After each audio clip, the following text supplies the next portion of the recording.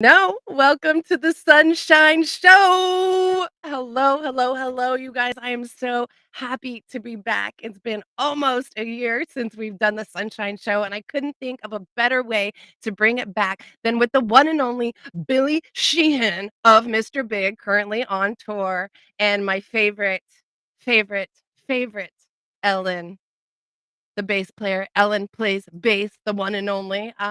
Super stoked, you guys. This has been brought to you by Bass Players United and Sunshine and the Bass Kids. All right, Billy, Don, can you bring Billy up in the chat? Because I want to see what's going on with. There he is. What's going on, Billy? Hola, Sunshine. How are you? I am so good. Thank you so much for hanging out with me. I know that it took kind of a couple of hits and misses to get this going, but I'm glad that we're here today. Uh, Why didn't you do? Why have you taken a year off from your podcast?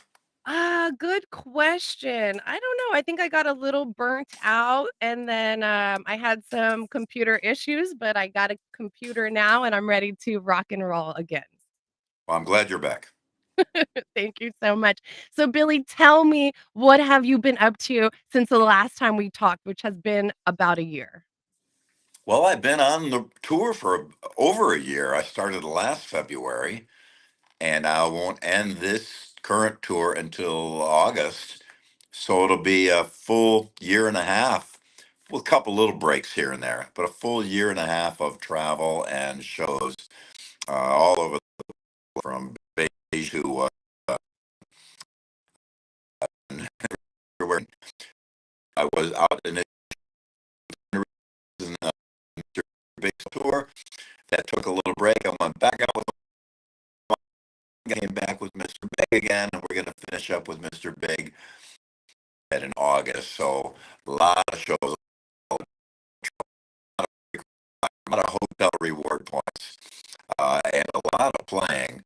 We played last in amazing people kind to us. They just roared and roared and roared.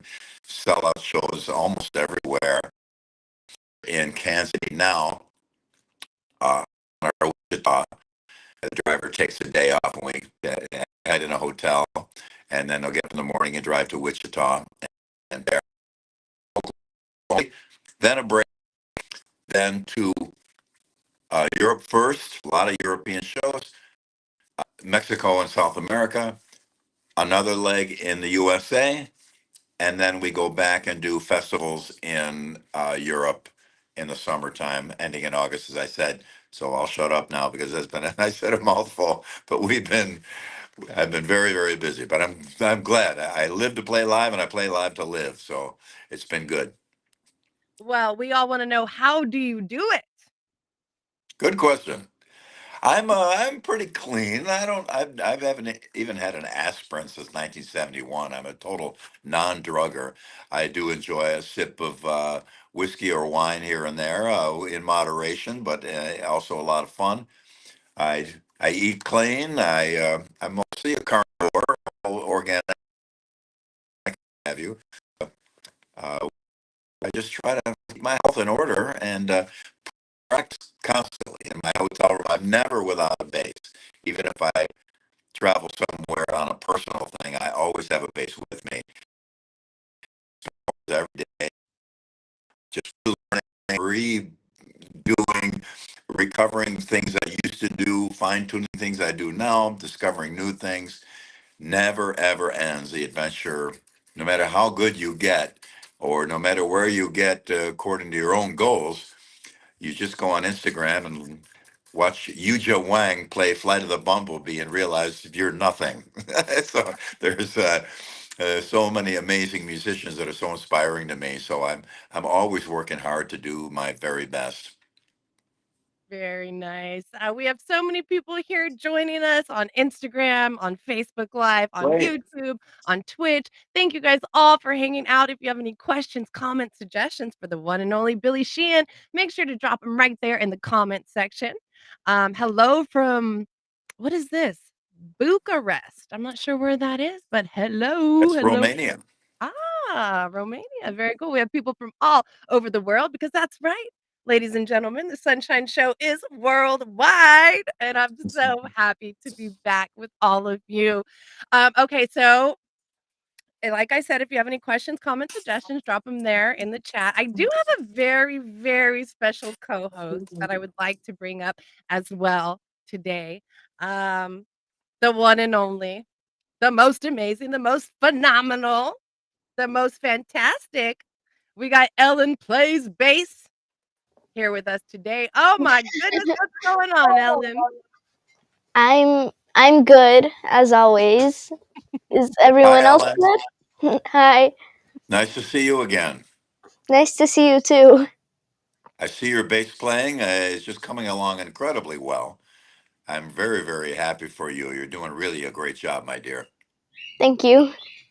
Oh, very nice to have both of you here with us. Thank you guys so very much. All right. So, first question of the day is Ellen, who are your top 5 favorite bass players? Now, I've said this many times. I don't necessarily have a top 5. I just kind of listen to anyone who kind of I want to at the moment. But this is not in order, by the way. This is not from first, second, third. It's just like anyone that comes up to mind. I would say Victor Wooten, Billy Sheehan, um, um, Bootsy Collins, Marcus Miller, and for a fifth one,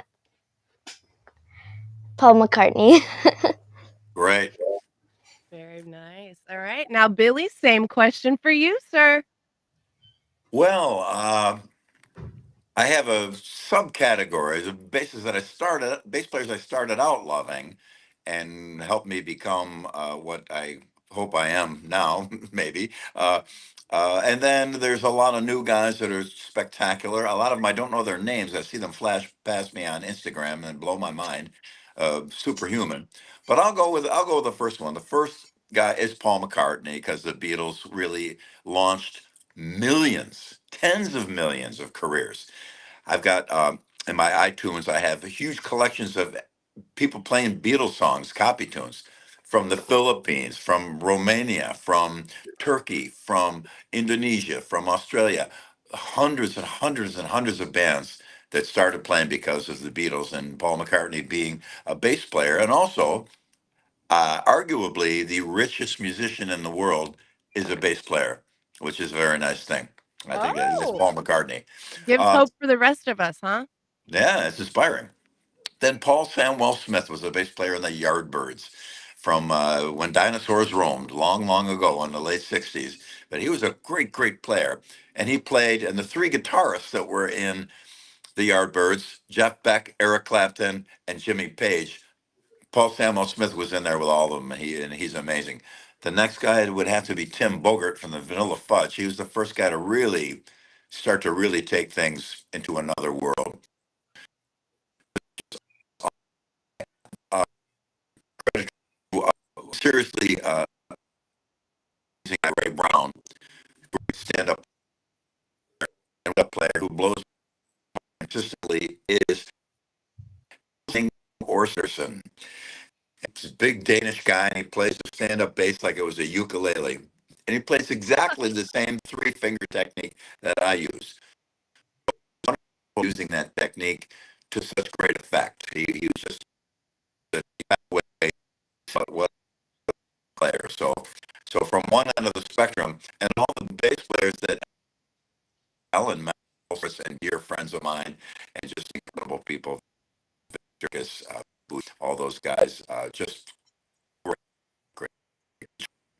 Very, very, very nice. Let's see some of these comments here. We have people from all over.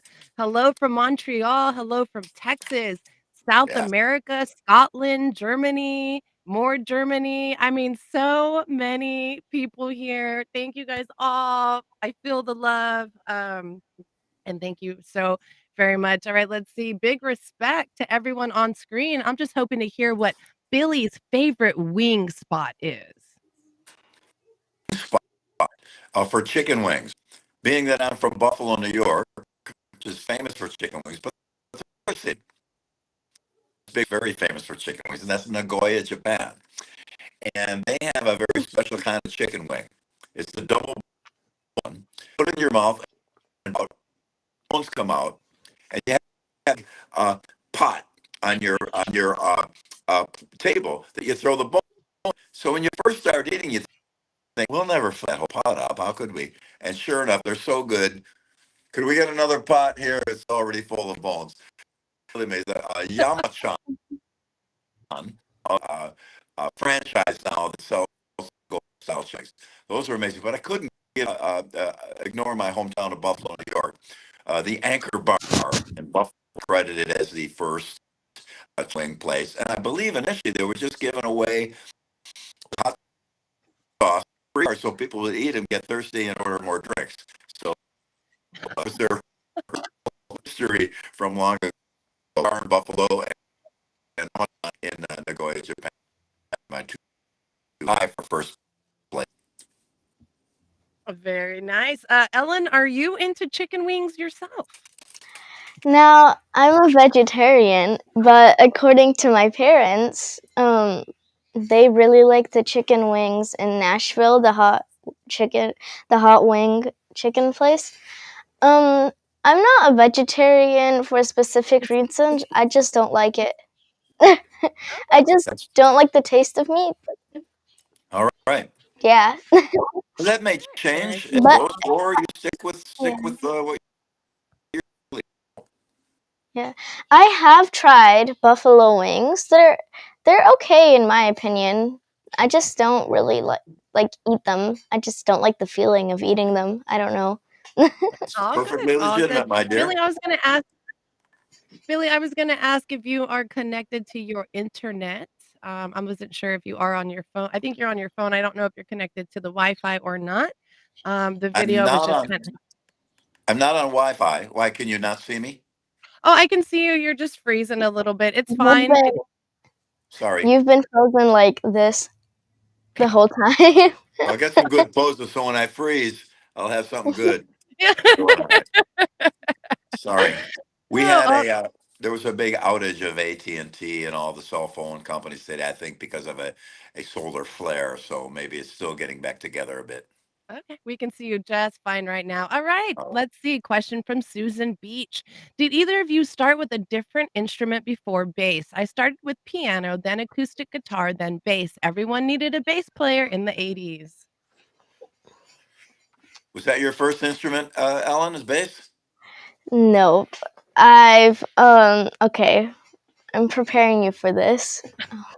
I played um I played I started with ukulele, piano, electric guitar, acoustic guitar, the flute, drums, flute again,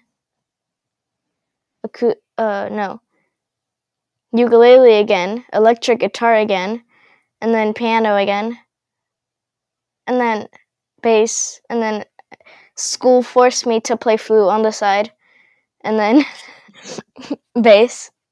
Now I'm learning drums and piano on the side.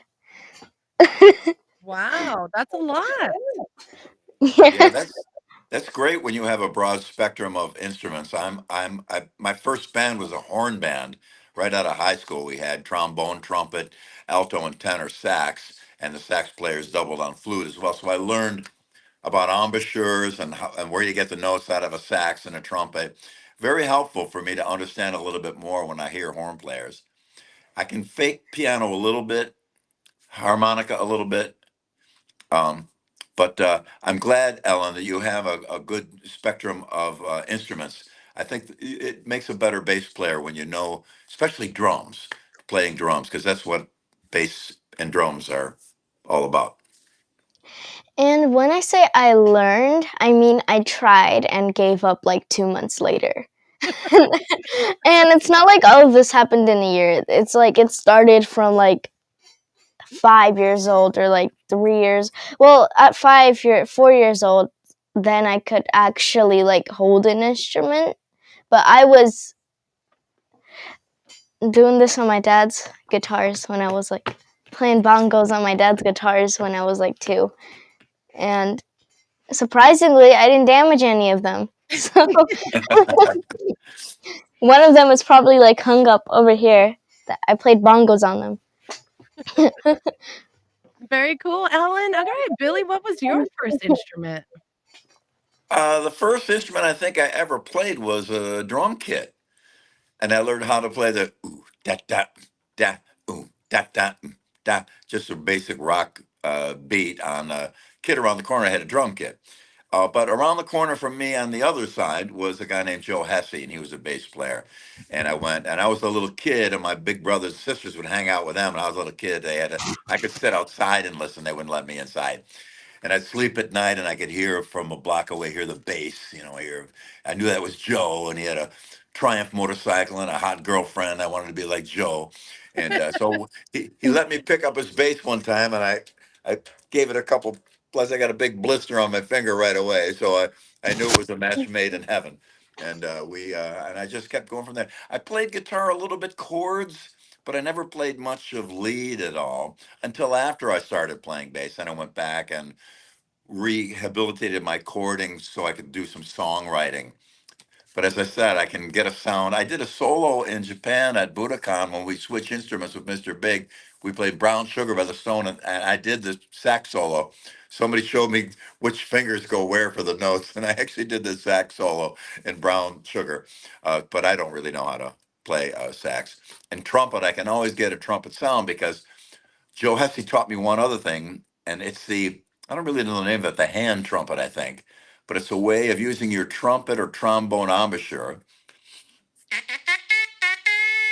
and be able to play music like that. And I actually can play a lot of things with that instrument, but it's something I'm not necessarily proud of, as you can see.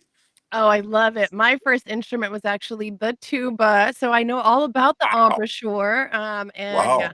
then I marched it in, marching band, played it all the way till I graduated, and then stuck with the bass guitar after that, although I still love me a good tuba. Who Beautiful doesn't? instrument. Who doesn't love a good tuba? So You gotta bring it on stage with you. Come on. Oh, How I cool is know. that? That's gonna happen, absolutely. You got to do it. But back to oh sorry, no, go ahead, Ellen, go ahead. back to Billy's story. So if your friends hung out with the drum kit guy, then you would be a drummer. Yeah, I could have been. I liked because my sister liked the drummer of Joe's band. His name was Tommy Coyle, and he was a handsome young man, and my sister had the hots for him. So maybe if they would have gotten together a little bit more, I would have hung out with him and been a drummer. Because I love drums, and I got to rehab my drumming. I could do the intro to Fireball by Deep Purple with the double bass drum, and I've been lucky to play with some amazing drummers. So I'm all about the drums. It's really what I watch first in a band, and then if they're great, I see who else is on stage. I've been learning. I learned. I've been learning songs on the drum and like grooves. I actually have a drum class today at 3. Great. Well, 3 for me. I don't know what time it is for you guys, but yeah. So how's that Yeah. been going for you? You excited about it? Yeah, it's going good. I'm not trying to toot my own horn, but the the teacher said that because I've only been going for like 2 classes. This is my 3rd class, and he said that usually his other Students. yeah his other students my age usually did what I did in like the end of the month. But it's funny, all I did was like 16 notes. So I don't know what the others do on the first lesson, but yeah, I just did 16 notes and like a basic drum groove with like the beat, kind of like how you said. Yeah. Well, it's Well, not that's good. easy. I feel like I always wanted to be a drummer and they put me on the tuba, so not everybody can be a drummer. So Ellen, if you've got it, you got it, you know? I'm not trying to be like a drummer. I'm just trying to learn it on the side of. That's a good idea.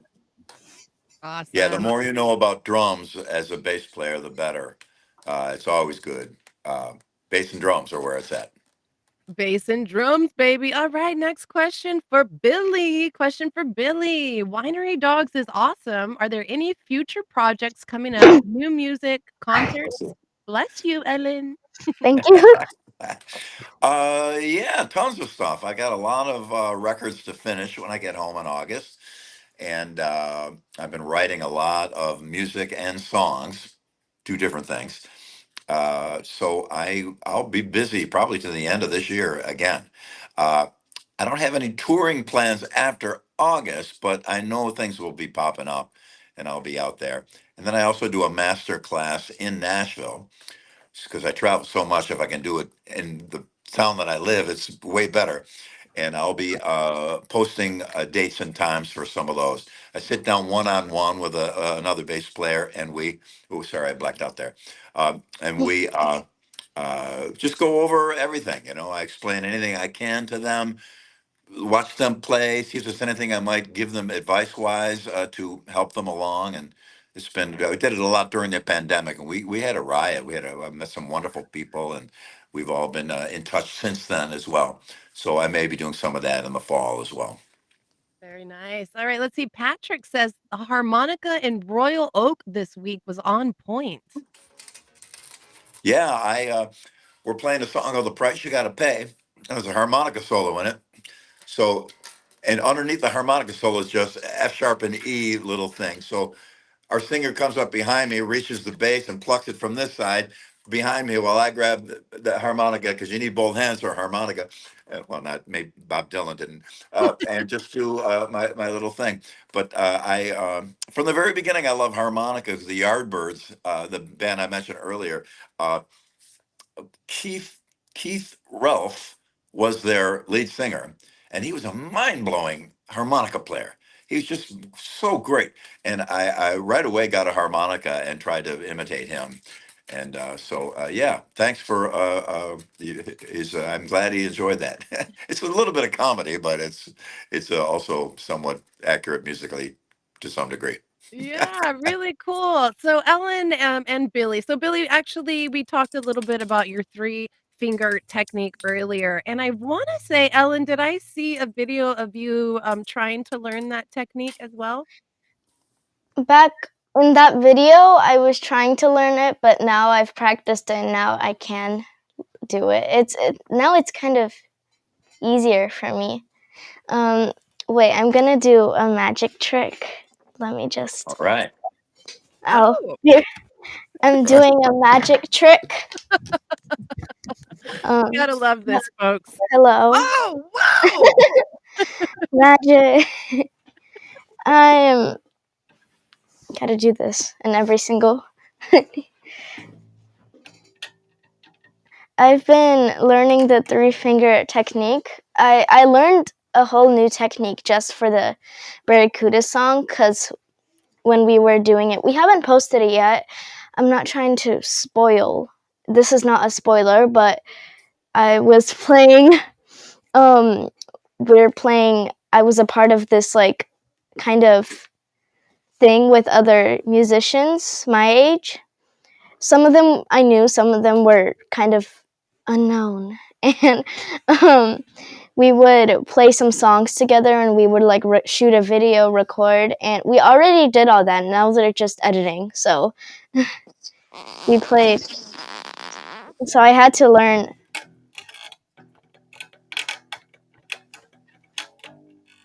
like Barracuda. I had to learn, Oh, I get it.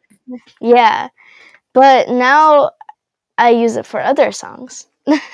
So Another. what did you find most difficult about learning that particular technique, Ellen? I feel like it wasn't too easy, but it wasn't too difficult. It was like difficult at first because like because I've tried warming up my third finger, It was just I wasn't used to it. But as soon as I started getting used to it, after my finger got all the blisters, the third, because like I haven't, it was the first time I was playing on my third finger. Now it doesn't anymore because it's used to it. But after it got used to it, then I just had to practice on the metronome so I could do it like on beat. Good. Now it's kind of not easy. Yeah. All right. And Billy, how long did it take you to actually perfect the three finger technique? I don't know because I haven't perfected it yet. I'm still working on it. Yeah, I noticed, Ellen, you're doing the ring middle index in that order. Yeah. That's what Niels Henning Orsted Pedersen, the bass player I mentioned before, he does that on a stand up. That's kind of essential. I'm working the fourth one in two once in a while Yeah. to get a burst of four, but mostly everything I do is three fingers. And the most difficult thing is because most of the music we do is in two or four or some variation thereof. So when you have three Yeah. fingers, one lands on a different finger each time. And so I still to this day practice doing, 1, 2, 3, 4, 1, 2, 3, 4, 1, 2, 3, 4, starting with a different finger each time. Just keep that super smooth, and you're very wise to work on making it smooth and also sitting down with a metronome. Some bass players are a little opposed to the metronome, but I think it's a good thing sometimes to have something outside of you that you have to keep up with and match and lock into. And like I said, I've heard you play, and you're quite a great player. So I'm glad you're adapting some of the three finger technique. And when I see you next time, which I hope is soon, when I see you, if I see you and your dad, um, I'll show you some of the things that I've learned that can maybe help you move it along even faster and get to a spot that you'll be very happy with. It's my pleasure. I'd love to do that. My so in order so for Barracuda, I started with my first finger and then which kind of made it in order. But for like 4-beat songs, I practiced that too. It's like I get it. yeah, You're doing the it right thing. You're doing the right thing. That's cool. it ends up on a different finger. This is an Yeah. unrelated topic. I just found this on the counter. Can you guess what this is? It's a thumbs up. But do you know what Oh, it's used for? Do you know what it's used for? It's just um, like a thumbs up. what is it? What is it used for? It's the most unrelated thing. It holds your chargers. Oh, All right. You just stick it because it has like a sticky thing on the back. You just stick it on it like side of a desk, and it holds your chargers. very, very That was so cool. unrelated. I just saw it and remembered it and wanted to say it. It's something I do. Oh, I love it, Ellen. Let's see. Matt says, Ellen, keep up the good work. I'm very, very proud of you. Two of my favorite bassists. Big cheers from Wisconsin. Ellen, thanks for keeping the future of music in great hands. Mr. Sheehan, thanks for the years of music and entertainment. Thanks for listening. Without people listening or coming to the shows, we're nothing. So I never forget that. Everything I own under the sun, moon, and stars came from somebody buying a ticket, a T-shirt, or a record, and so that's very important to never forget for all musicians. Absolutely. So Billy, do you have any good road stories from this particular tour that you've been on? I know you've been all over the place, so you must have some good stories for us. Yeah, there's. I'll try. I'll think of a concise one. Well, I'm playing a double neck bass, and people online go crazy. I got the five-string guys excoriating me and saying all kinds of nasty things. Why don't I just play a five-string bass? What's wrong with me? And I'm insane. I should be killed because I don't play a five-string. But there was a reason for it, and we're doing the Lean Into It album in its entirety. But we did that when we were all very young, and our voices aren't the same, so we had to change a couple pitches. So I have to actually change the lower neck of the double neck is BEAD, like the last four strings of a 5 or 6 string bass. The upper neck is tuned standard EADG, but it's down a half step, and it has a hip shot detuner. So now I've got basically three basses, and I need those three basses in order to get through the entire album without having to put bass down, pick it up. I can start the first songs we do on Daddy, Brother, Lover, Little Boy, Alive and Kickin', Green Tinted 60s Mind, but then we go to Lucky this time, which is originally in the key of D, and now it's in the key of low B. So all I have to do is switch next, and I got the low B, no problem. Then the next song, I need a detuned regular bass, so I drop the detuner, go to that one. But the problem with me is there's a switch on the double neck here, which chooses which neck, and I keep forgetting to hit the switch. So I'm ready to go. The song starts, and what's wrong with my bass? And oh my god, I didn't switch on the right neck, so I had to. So about 8 or 9 times I've been caught in a major whopping blunder by not turning the correct neck on. So, but now we're a little more used to it. When we began, I had to have actually a sheet to say, top neck, D tune, next song, bottom neck, center tuning, F sharp position, all these little notations. So now finally, after doing this show for, I don't know, about 50 or 60 times, I finally have a handle on the which neck I'm supposed to have on at any given time. Let's see. Dominic says that double bass must be a bit heavy. Are you just used to it now, Billy? Or It's well balanced. It plays great. People again, and I made a joke. I said my chiropractor loves this bass, uh, which is was just a joke because it's really well balanced and it feels good. And a, a I'm 6'1". I can handle a big fat heavy bass, no problemo. And it's just a great instrument.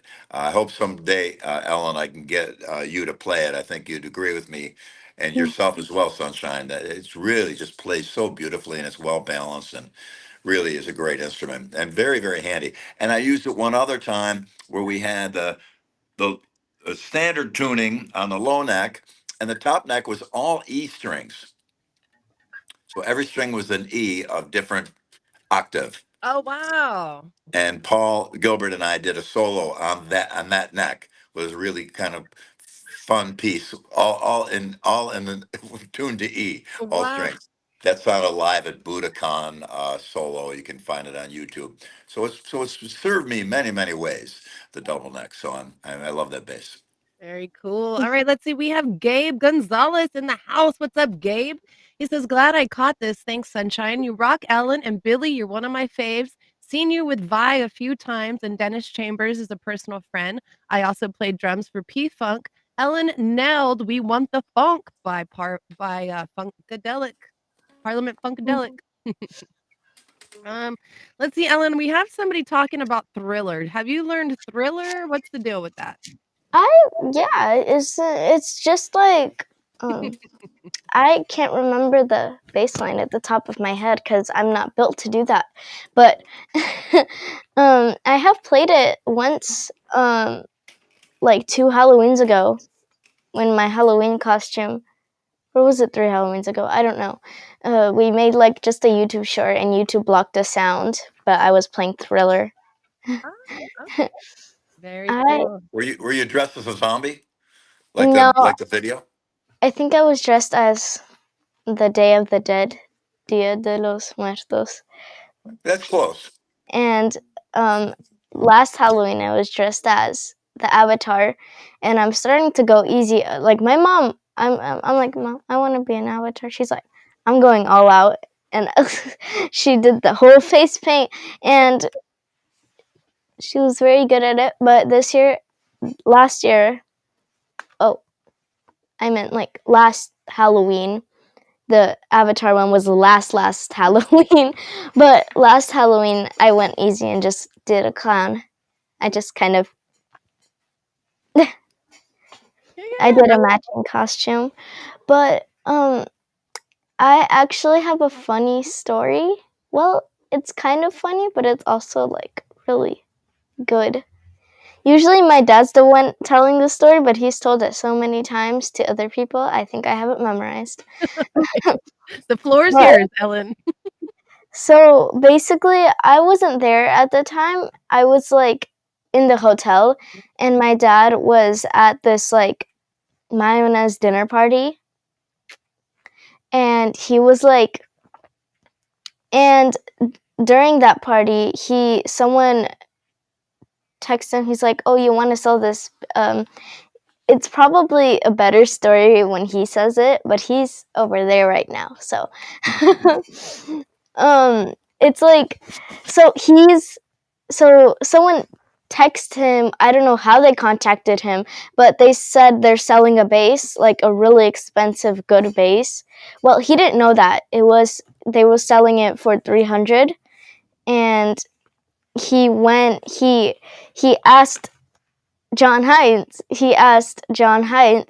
because he you know knows a lot about basses. John Hines with a big old nasty get down. Shout out John Yeah, Hines.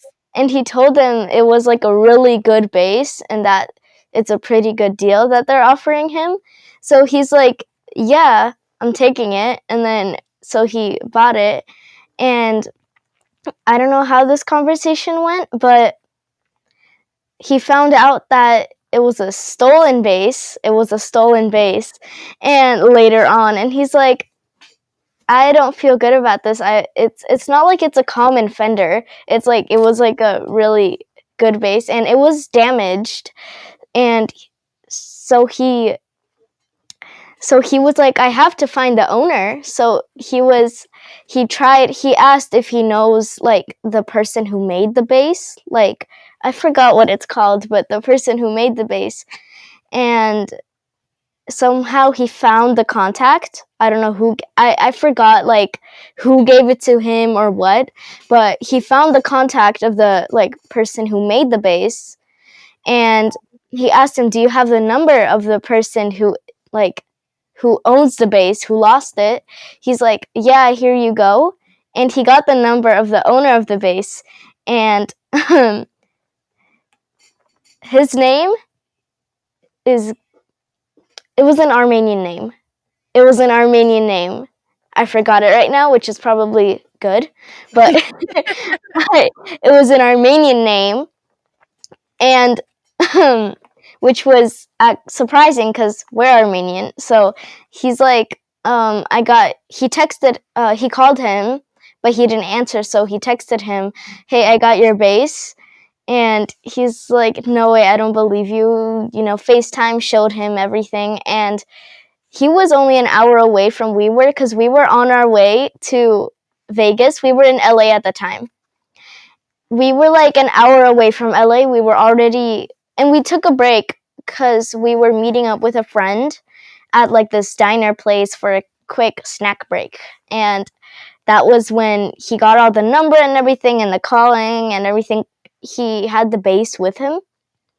And apparently, so he's like, "I'm on my way." And like an hour later, he came by that place.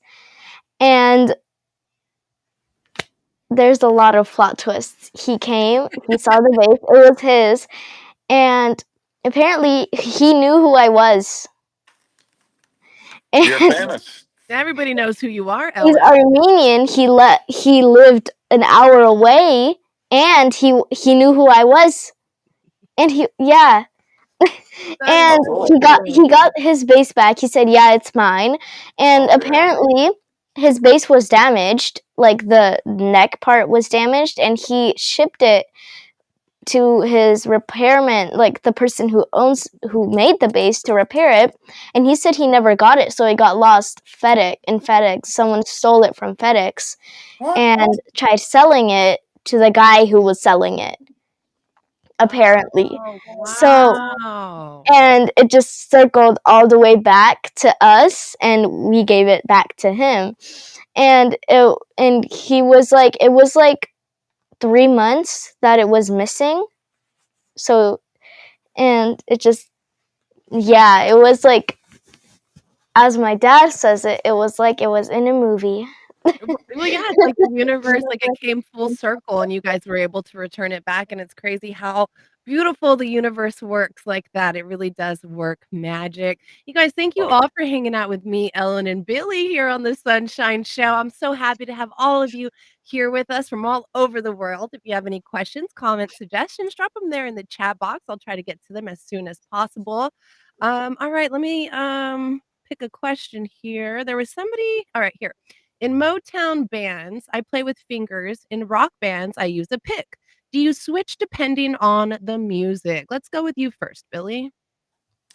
well, I've used a pick on bass, but it can be either or. There's guys in every genre that play with their fingers, with their pick, thumb slappers, single finger guys, whatever gets you the notes you need for the song to make sense to your listeners. That's all there is to it. And there's a little snootiness with some bass players. Oh, he plays with a pick, so I don't believe that at all. I think a pick playing on bass sometimes is really essential to get that attack of that note from off a pick to really that note actually starts solidly.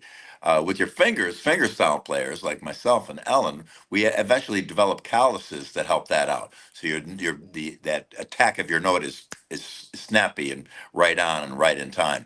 But either way is fine. Whatever feels best to you is the way to go.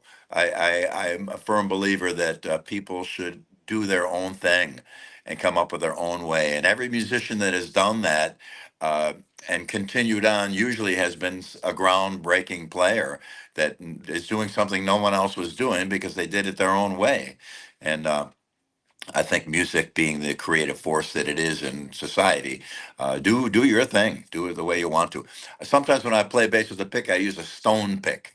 It's made out of polished stone, so it's big, thick, and massive. And so when it touches the string, it really pushes it aside, as opposed to a thin little plastic one where it's kind of bend and give with the string. Two different tonalities, two different choices, So there's no real right or wrong way. Very nice. Ellen, have you fiddled around with the pick yet? No, but no, not really. It's just not comfortable for me, even if I try it, cause like I usually like playing with my fingers. When I first starting out bass, I did use a pick to try to make chords because I did not know how bass works back then. But usually there, like how you said, there is no right or wrong way. You just it's just whatever you're comfortable with. But I feel like for funk music in general, like using your fingers would be probably better for no sound wise. So it's because like for hysteria, like the sound, because like for hysteria, a lot of people choose to play with pick. I choose to play with my fingers, but again with the calluses, it's you'll get a lot at first, but like this year I haven't gotten as many. Ever since Vic's Vic's camp, I haven't been getting it much because I played for like 12 hours straight, 2 days, like every day. So after that, I didn't get many because, yeah, there's not much context to that. It's just, it doesn't matter. It doesn't really matter. I choose to play with my fingers. I don't switch back and forth. Yeah. Okay. Very, Cool. very cool. Thank you so much. All right, let's see. We got my bandmate Josh Dominguez in the house. We have a gig tomorrow night at Over the Hill Gang. So if you guys are in Santa Cruz, California, head on down. You can see me on the bass. All right. Had to put that quick plug. All right, we got Adam Phillips of Bass Players United in the house. Thank you so much, Adam, for sponsoring and hosting us on Bass Players United. Says, "Hey Billy, I'm a huge fan. I was wondering what is the best musical advice you have ever received?" Oh, it's hard to say because I've received a lot of it, and over the decades, uh, uh, working with drummers and getting an idea what their time is. Dennis Chambers' name was mentioned earlier. One of the Probably the greatest musician I know, And I spent my years growing up in straight 2/4 rock and roll bands. Then Dennis comes along, who can play rock great. A lot of guys that are jazz or funk can't necessarily play all styles. Dennis can do anything. He's so great at it all. But he had a totally different way of treating time that was new to me, and I really learned so much from him. Uh, it's hard to I don't any real verbal help. I know one friend of mine back in the day. His name was Chris Vorse. He had his PhD in analytical philosophy. He's a professor now, and he was a really smart guy. And he taught me the modes, and I never really figured out what I could play them, but I didn't know. And I kind of remembered the names for a while, but I have since forgotten. But I remember being on stage at a club called Stage One in Pittsburgh. There was one in Buffalo also. Uh, and I'm playing away, and we're doing a show, and the place is packed and crowded. And as I'm looking at my hand, all of a sudden, oh, I get it. I totally get what the modes are. And suddenly the neck of the bass became as clear as glass to me. It was suddenly I got the shapes and the forms and why you can make chords out of everything. And I was on stage in the middle of a song when I had that realization coming from my friend Chris, who tried his best to get it through my thick head, so to speaking. But and then since then, I've been a very modal scalar player. Break out of that sometimes too on purpose. But that was some great advice I got from him as a musician. Uh, and it still comes. I'm still practicing all the time, still learning new stuff. So, it's now I'm following an Instagram page of violinists and see some of the things they do with their left hand are magical. And so trying to adapt some of those things to bass, it's wish me luck on that. It's going to be a tough mountain to climb. Good luck, Billy. We believe in you. Very cool. You guys, thank you all for hanging out with Ellen and Billy and Sunshine here on the Sunshine Show. We're going to start wrapping this up in about 15 minutes. So if you have any last minute questions, comments, suggestions, drop them there in the chat. Let's see, you guys. So many questions. Everybody is just loving you guys. Beautiful. I Oh, you go ahead, oh, Ellen. sorry. Go ahead. I so you said you're trying to play violin now, right? Or did I get that No, right? Kind of. just watching what they do with their left hand on a Yeah. violin and adapting some of those moves to bass. And because it's four strings, it's a neck. There are some similarities, not completely, of course, but of Mhm. course, not all of them will work. But we just get a piece of one or two, and it can send you in another direction as far as what you're doing, especially with your left hand. Now, the right hand is kind of left out of the equation because they play with a bow, but nevertheless, watching some of the exercise they do are impossible. They're where one finger is doing something completely different than the others and moving around. Great thing to know that humans are capable of that, and there might be some variation of it that may end up being worthwhile to apply to bass. That Yeah. simple. I wanted to play violin for like a short period of time after I found out that it's really really hard, cuz I remember one time I went to like a friend's house and they have like a lot of instruments, every single type of instrument in their little box. They have like a music box, which had like different types of small instruments. There was like a drum kit on the side, everything besides bass. But they had a You were violin. missing out then. They had a violin too, and none of them but their daughter, I think, was a musician. So all those probably belong to her. I don't know. But I tried out the violin. My dad learned violin for like 9 years when he was around my age, a little younger to like for 9 years. And after that, then he started playing guitar. But so he started playing it. He hasn't played it in like years This was like 3 years ago, may I remind you. And I just tried it, and I sounded horrible, but it It's was fun tough. to try. It's tough. I I could barely get one note. Like I could barely get one note, and then I could barely play Happy Birthday, which like any instrument back then when you were like 8, you would try it playing da da da da da da da like that. But yeah, I've been learning piano, and I've been learning songs with actual chords, not just like da da da. Very But cool, Yeah, man. That is I've heard that the cello and the oboe are two of the most difficult instruments to master. And so the violin being related to yeah, the cello in that way, I can see how it's tough. As you got a little fingerboard this big, and you're wailing. I don't know how I get my fingers in between the notes to play, but they do, and it's quite amazing. So when you see another musician on another instrument doing something incredible, I mentioned Yuja Wang, and she's a Chinese woman. I think she's Canadian, and look up a video of her playing Flight of the Bumblebee. It is inhuman how fast and ferocious she is on piano. And you see someone like that at that level.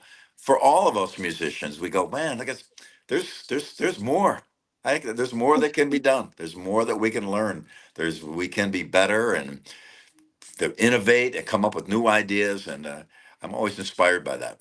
a fun thing that I like to do also is, like, transcribe, like, saxophone or trumpet solos and try to play them on the bass. I think that's like, especially, like, jazz, music. I think that's always a fun and challenging thing to do. Yeah, I do I it by ear. Go ahead, Ellen. oh sorry, go ahead. Well, I say I don't read, so I got to do it by ear. And I took apart the solo from Giant Steps. That was tough. Giant Steps is kind of the benchmark for once you learn that, you can call yourself a jazz musician. And it's not completely true, but it is so complicated, and the chord changes are so fast. But I learned a couple of chunks of the solos in that. And jazz, there's notes that I don't know how they get to them or how they get away from them and make them sound right. Jeff Berlin is a dear friend, and he's a great jazz player, and he'll play a note that makes perfect sense. If I played that same note, it would sound wrong. It's just jazz is a really completely different discipline, which I have great respect for. I'm not necessarily a huge fan of it, but I do love it for its how deep it goes and how difficult it is to really master it. Yeah, absolutely. All right, guys, you're here with Billy, Sunshine, and Ellen. Ellen is my co-host today. I'm going to take a slight break. I got to go check on my 200-pound pig, but I'm going to let Ellen and Billy chop it up a minute. I'm going to leave this comment here by the one and only John Hines with the big old nasty get down, who says, Ellen, are you going to do any more top 10 videos? They are a blast to watch. On that note, I'm going to let you guys take it away, and I'll be right back. I don't I don't know. Maybe cuz usually they take a while just to know what songs you're going to play, cuz it's not just any song. It has to be like a song, like a bass line that's recognized with just the bass line, like the song, cuz it's just going to be bass and drums. It's not going to be chords or anything. But um maybe. That's a maybe, cuz I don't I've gathered like 3 or 4, maybe 5 songs so far. But if I find songs and start learning them, probably, cuz I've already got a selection of songs ready, so that's a maybe. So And you learn primarily by ear. Is that correct, Ellen? depends, cuz if there are tabs on the song, I will probably look at the tabs, but if there are Okay. none, I can learn by ear. It I can do both. It's Oh, that's just good. yeah, when there is tab, I would prefer to just use tab, cuz yeah, Do you read notation at all? I'm learning to. I know the notes. I can read notation, just not Great. at speed. Like, not at the moment, like, as fast as tabs. Yeah, I would recommend learning notation and tab really well because at your age, it's a great age to learn any language when you're young. People adapt to learning a language that you speak when you're young a lot easier than when you get older. So, tab and notation are a written language. So, for you to learn that and be able to interpret it onto your instrument at the age you're at now, it's going to really serve you well later, I'm sure. I wish I knew more about music theory and notation. I know to play it, but I don't know what to call it or name it. I'll play Mhm. those things and I'll ask another musician, "What is this chord?" And I say, "Oh, it's an augmented seventh, whatever." So but to know that stuff now, you're doing a wise thing to learn tab and notation. Good, it's good. Yeah. I'm glad for you. Back to what Sunshine said about, like, the how she plays, like, trumpet solos or saxophone solos on bass. Um, you know, in Chameleon, like, that one? Yeah, Like, dun, dun, dun, dun. Um, the how the saxophone, or the saxophone plays the main melody. yeah, Sometimes I remember last vi- in the last camp, someone else had already started playing that, and there wasn't a saxophone at the time. So I remember I didn't know what to play at the time, but now I'm going back and I was like, oh, I could have just done the saxophone main part on bass. And I'm like, oh, every time I'm like, oh, I could have done that. Now in the Victor Wooten camp that's coming up end of March, I always have that in mind. I'm like, if there's already a bass line, I'm gonna do that part, and like I keep, just so I don't, so I know what to play next time. that's if cool. like if a chameleon jam goes on. Yeah, I early on, one of the first records I sat and played along to the record time and time and time and time again was the very first Santana record. And of course, I learned the bass part first. Then I would play some of the keyboard moves, and then the guitar solos and the keyboard solos, and just learn every part of every musician's spot on the record. And it helped me to understand the relationship between bass and the other instruments, especially drums, of course, but also the melodic instruments as well. And there's a few other records I did that to where I would just sit down, put them on, play side one 10 times, flip it over, play side two 10 times, and play along, play along, play along. And it was good for me because I wasn't in a band at the time. I was very young, but gets you used to playing with other musicians, even though you're not really playing with them. You get the idea that you are as an ensemble player. And so that's another skill in itself. But yeah, learning the other lines and some other musician friends of mine, they play the vocal lines on their instrument. They play all the vocals. uh, our guitarist in Mr. Big put out I think a Ronnie James Dio record where he played all the vocals on guitar and played a whole bunch of Ronnie James Dio songs. And it's pretty great. It's pretty awesome. So just getting used to what people sing and the notation they use and they go to, they gravitate towards when they're singing notes. Uh, that adapted to a melodic instrument is really handy because the singing is what you hear. Uh, there's all the TV shows on with talent, America's Got Talent, and The Voice, and all that. They're mostly all singers. You don't see many bass players or drummers on any of those. They're all singers. So there's a reason why I'm singing is what people gravitate towards.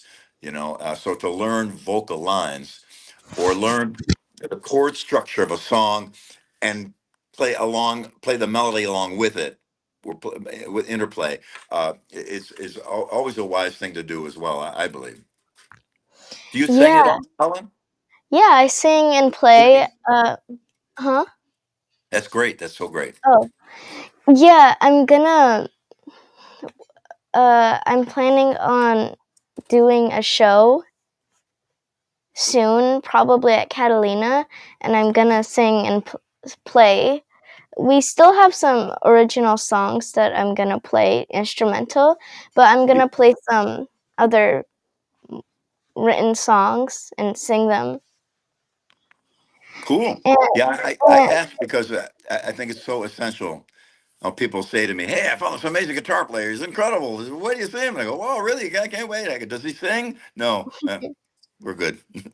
You're good. yeah, No, only because in a band having all the voices you can is a good thing. So I'm so glad you're singing as well. It opens up so many more doors. I mean, instrumental record can sell like 400 or 500 copies, but when you put vocals in there, the sky's the limit. yeah. I went to when I did. I auditioned for AGT, like America's Got Talent, because why not? It was a Yeah, fun thing at the time, and I tried it, and um, I auditioned, and I was playing bass only. Usually, I was planning on having a backup, like either I was planning on singing as well. It's just for the audition, I just kind of played, yeah, but so later on, usually for auditions, if they don't respond back later than 2 months, you're probably not in. Because they said you'd have a respond back by February, and it was already like June. So it I'll take was that as a obvious. no. Yeah, but it Well, you was should do like, a singing bass playing thing and resubmit. yeah, but that's not the thing. It's funny how, because season 8, at the time it was season 9, but during the end of season 8 AGT, they actually sent us an invitation, said, come play at the end of season 8. But it was already late, so I said maybe season 9, like the beginning of season 9.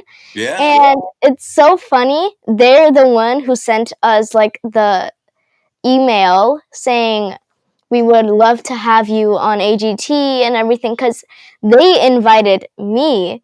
But when I auditioned, because in season 8 it was too late, so season 9 I just auditioned and they didn't accept, which was so funny to me. Oh, that's amazing. Yeah. Yeah. If you go in there do singing and playing, there's no limit. It's really great. Somebody like Mm. Mark King and out of England from Level 42 sings is so great and plays so fantastic. Hello, how's the pig? Well, the pig is doing okay. He's quite the handful, you know. Winston Diego Nelson. Follow him on Instagram at Pleasure Point Pig. Okay, okay. Wow, I will look that up. Sorry, did I interrupt something? I feel like I may have. Oh No. no, that's cool. We were having a wonderful conversation though, and about we brought up singing. Do you sing as well, Sunshine? Oh, some would say I sing, but not so well. You, so you don't sing lead, but you can sing backups, huh? Maybe, I don't know. Sonny's gonna take a couple more classes before I put out any, debut albums, alright? What I wanted to touch on really quick, Billy, before we got live, we were talking about Ellen's top 10 videos, and you were telling me that you wanted to challenge her to do a top 10 in what genre were you telling me? I can't remember, Billy. What were you saying I, before we went live?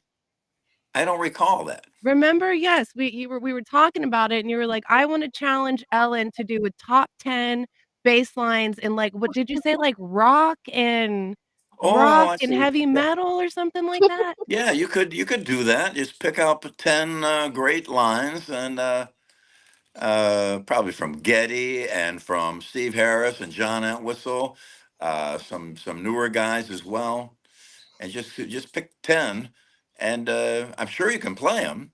I'm sure you can play them.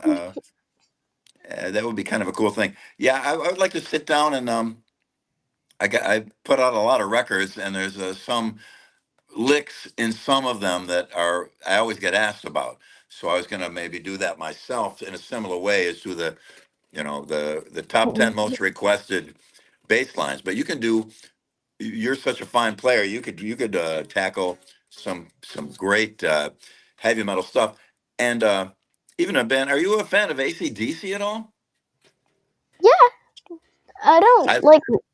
I don't really like listen to it in my free time, but yeah, I've played it. Yeah, I love the bass playing in that. It's so simple and so straightforward, but it's just so Mm. awesome. Some Mhm. great stuff in ACDC, and yeah, there's it's I did a playthrough where they had the bass removed from one of the Mr. Big records, and I played through on a couple of songs, and we got just zillions of hits on it on YouTube and whatever. But it was a lot of fun to go back and revisit that. But yeah, I'd like to hear you pick out 10. Maybe you can have people suggest the 10 Mm. metal or hard rock bass lines. That's a good idea. Yeah, and see, and they have them request and pick the top requests and lay it on them. I'm sure you'll blow people's minds. All right, Ellen, what should we challenge Billy to do? Because I feel like it's not fair if we're just, challenging Ellen to do, Okay. some bass lines. I think we need to put a Uh, challenge out there for Billy. Give it to us, Ellen. I know, I know. So I usually play funk, so I'm playing metal. So challenge you to play funk. You're on. You're on. I warm up with Rocco Prestia. Oakland Stroke is a great finger exercise in that because it's all 60 and they're right in time. They're really solid and they drive the whole band. Rocco Prestia was really just a great player. So that'll be one of mine. Uh, I grew up on Sly and the Family Stone, so I got to get some of that in there.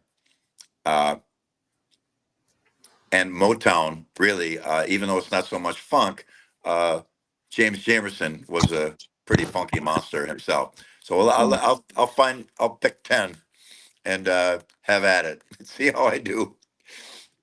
Okay. I am loving these challenges today, everybody. Yes. Mm. Go ahead, Ellen. You look like you wanna say something. No, I was just gonna say, do you hear all the background noise? Because all I hear is my parents, not my parents, my parrots, my parrots going What's crazy. what's he They're just saying? my parrots. They're just like making every single type of noise possible in this universe.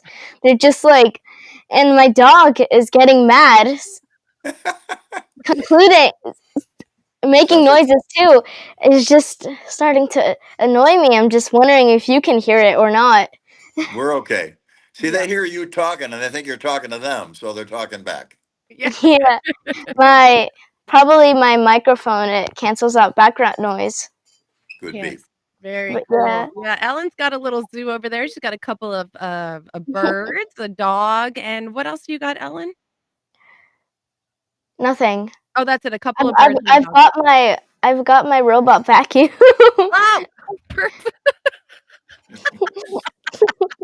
perfect. I need one of those for we sure. named it we named it Cassandra. Cassandra, okay, love that. All right, let's see. Pat says, having played bass for 60 years since 9 and by ear, you two are so inspirational to keep learning the fretboard, chords, major, minor, scale notes. Thank you, Pat, for that comment. I Yeah, appreciate that. it never ends. It never ends. And when I do my master class, I sit down with people, some guys that have made records and been on tour and noteworthy people. And it's amazing how little some guys know, but they still have a career and they still do well. So I think sometimes people look at the barricade of, oh, I got to know all this stuff before I ever go out and play. It's not true. You guys just got to start what you're doing, and eventually later on it'll come to you. But yeah, I know Alan feels the same way. It's an amazing adventure and you as well, Sunshine. It's an amazing adventure to be involved in music, and it never ends. There's limitless variations and kinds of music and styles, and it's pretty amazing. It It's been called the greatest art form. it is so amazing because look where it has gotten me here with you 2, and I can't even thank I don't know who I'm thanking, the universe, whoever, just for bringing us all together and this community, and so many people look up to you guys, and just thank you so much for taking time out of your day, because I know you guys could be anywhere doing anything in the world, and you're here with me, and it just really, like, it makes me really, really happy, and I'm so, so stoked to have this show back. It's been a long time. Okay, we're gonna start wrapping this up in a minute. One quick question from Adam of Bass Players United. Hey, Billy, did you ever have a chance to work with Paco de Lucia? No, and that's one of my regrets of my life. I met him one time. They did the terrible trio of Paco, El Demiola, and John McLaughlin, all acoustic guitar. And we knew the promoter in Buffalo, so he had front row seats. And I was just amazed being that close to those three geniuses. And afterwards, we went back and I said hello to Paco briefly. I don't know how good his English was at that time, but I just expressed to him because he was a huge influence on me and just one of the grand masters of flamenco guitar uh, of all time. And I wish I could have played. I don't know if I'm up to the level that would allow me to play with him, but I would have liked to have tried. I know his bass player. Is it Charles Benevent? I think the guy's name Victor was a fan of his, and Victor said he got his thumb thing from Charles because Charles used a pick and he wanted to do that pick sound, but didn't have a pick, so he used his thumb. So again, we could reverse back to what we were talking before about whether you should play pick or not. You see how a pick player influenced a great player like Victor to come up with a whole new technique that the whole world is abuzz about now. That upstroke thumb thing that so many players are using. I believe Victor was the first to do that. Pretty cool. But yeah, Paco de Lucia, what a grandmaster genius. I listen to him often, still to this day. Very nice. Thank you, Billy. All right, one last question, then we're gonna start wrapping it up. Hello, Ellen. I met Ellen through my drummer friend Yoyoka. Billy and Ellen have both played with her. Can you two convince Sunshine she should do a collab now? What? Tell me about Yoyoka. Oh, that's actually funny. When I was talking about the Barracuda and the little get together thing, I was playing with Yoyoka as well. Was playing. I've played with her a couple times, like 1, 2, 3. I don't know, but I've played with her a couple times, and yeah, we're actually we're kind of friends. I guess you could say we're kind of friends. It's not like we met up last time, and I have like another friend that I played with, but um, yeah, she's a really great drummer. She's I've been to one of her concerts in Vegas.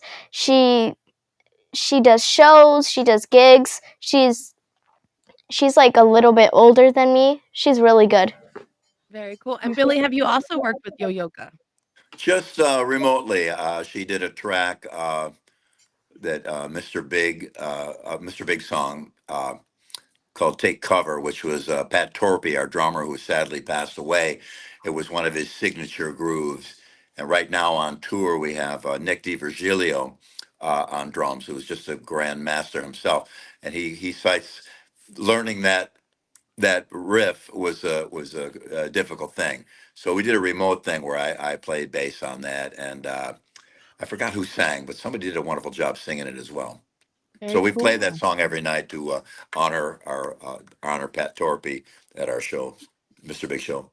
Very cool. We got my neighbors, Rick and Leslie, in the house. I'm sure you guys can hear me. What's up, Rick and Leslie?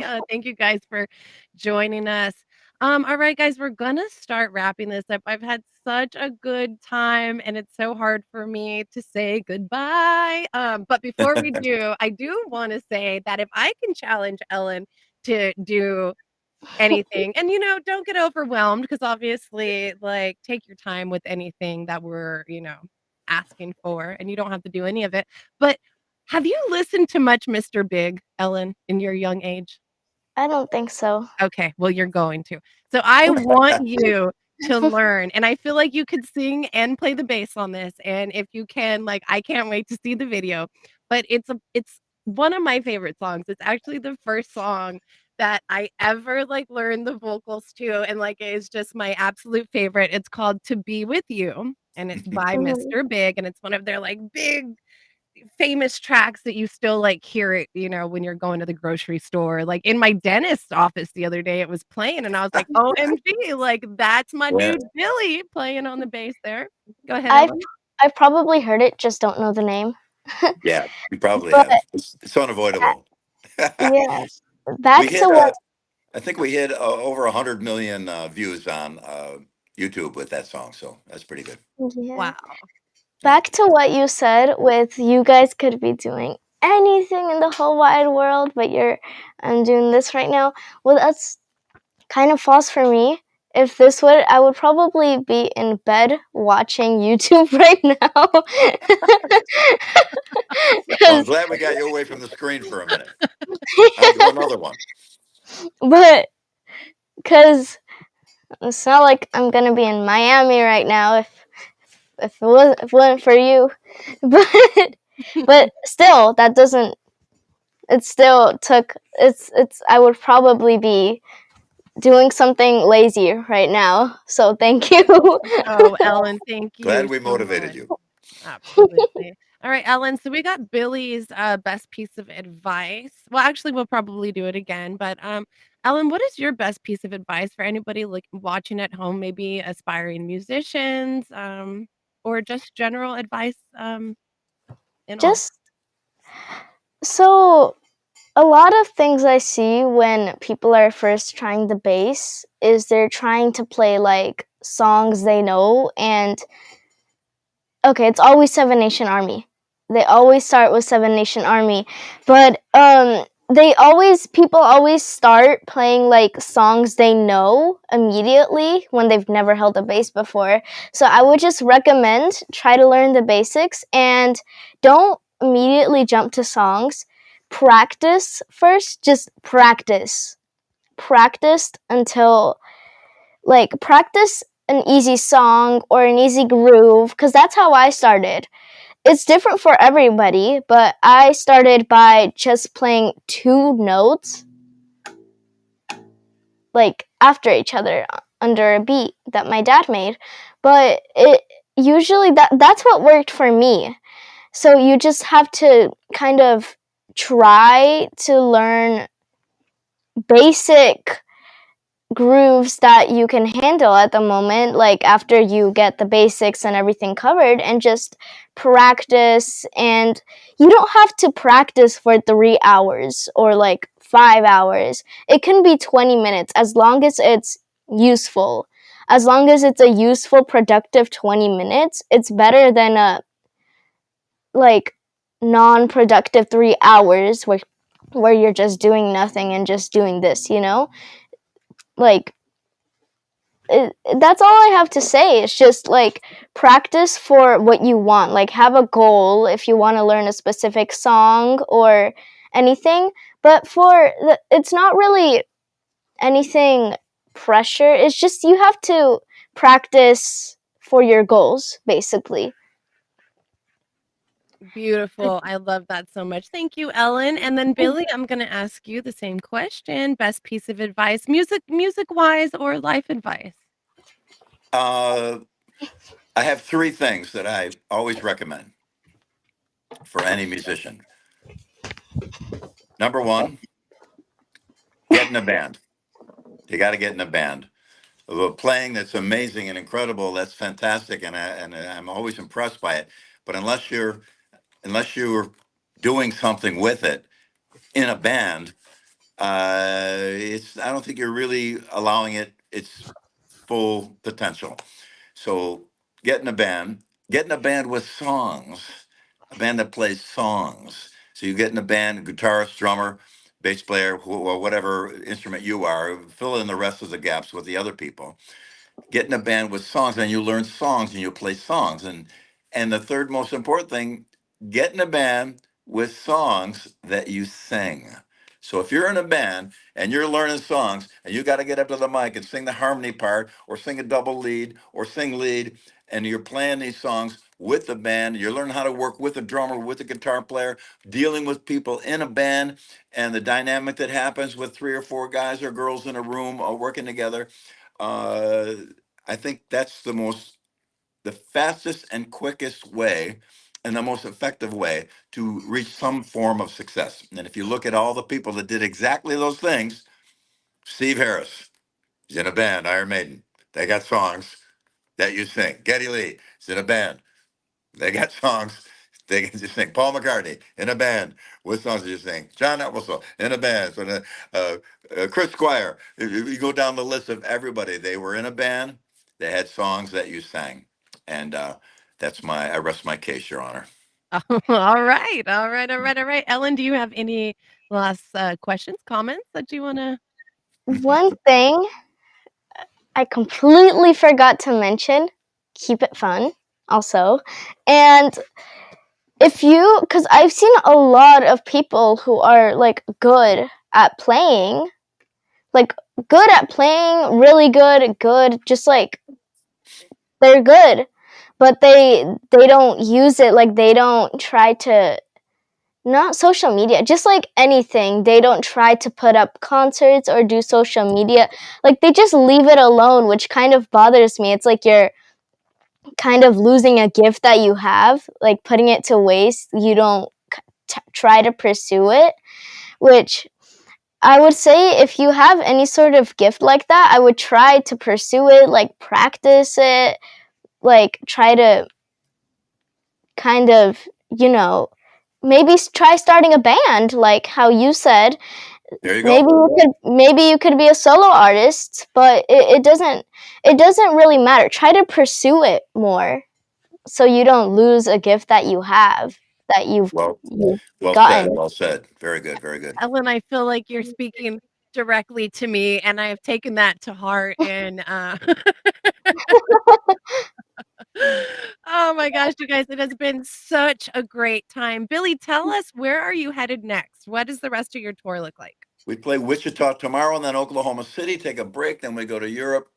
Uh, UK and Europe. We got shows in Ireland and Scotland and London. The London show sold out.